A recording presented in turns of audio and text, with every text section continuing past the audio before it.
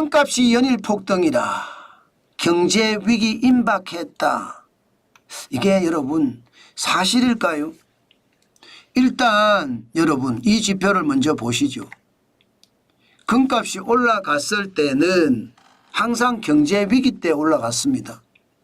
경제가 최악으로 떨어졌다가 회복되는 시점까지, 평시처럼 회복되는 시점까지 금값은 쭉 올라가다가 평시처럼 회복이 되잖아요.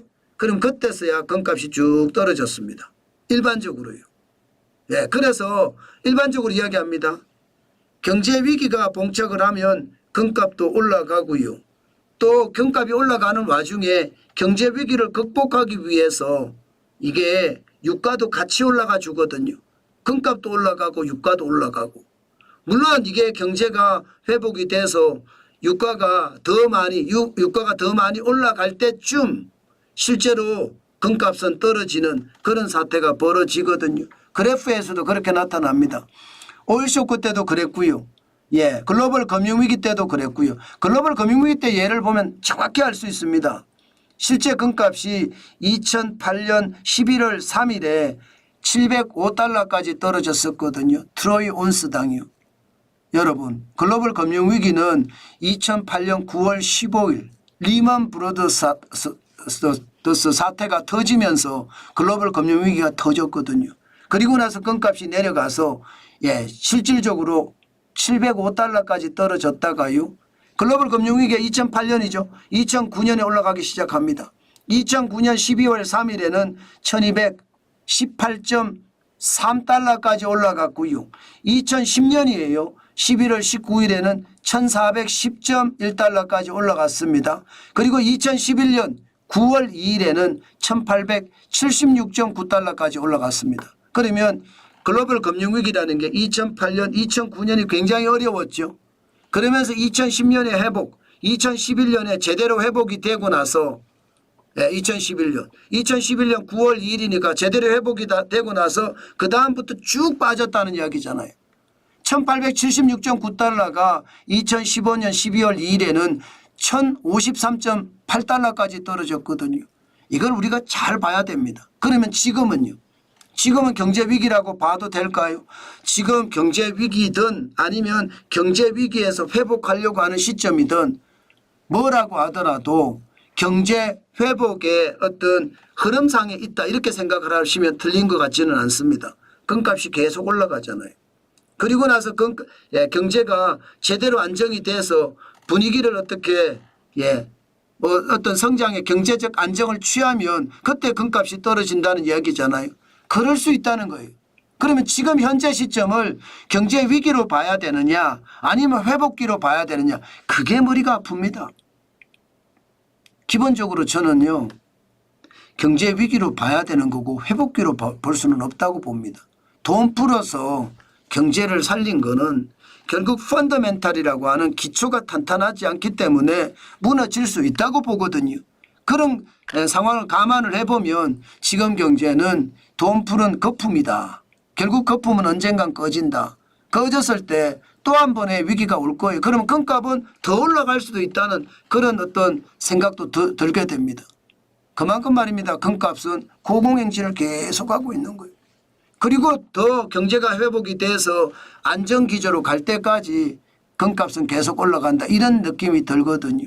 저는 여러분 점점 침체로 가고 있다는 이야기를 제가 말씀을 드리잖아요. 돈 풀어서 경기를 올렸다 이런 말씀을 드렸잖아요. 자, 여러분 실질적으로 이걸 한번 보세요. 국제유가요. 국제유가가 8월 21일 현재 서부 텍사스한 중질유가 배럴당 71.56달러까지 떨어졌습니다. 여러분 전쟁이 두 개나 나 있어요.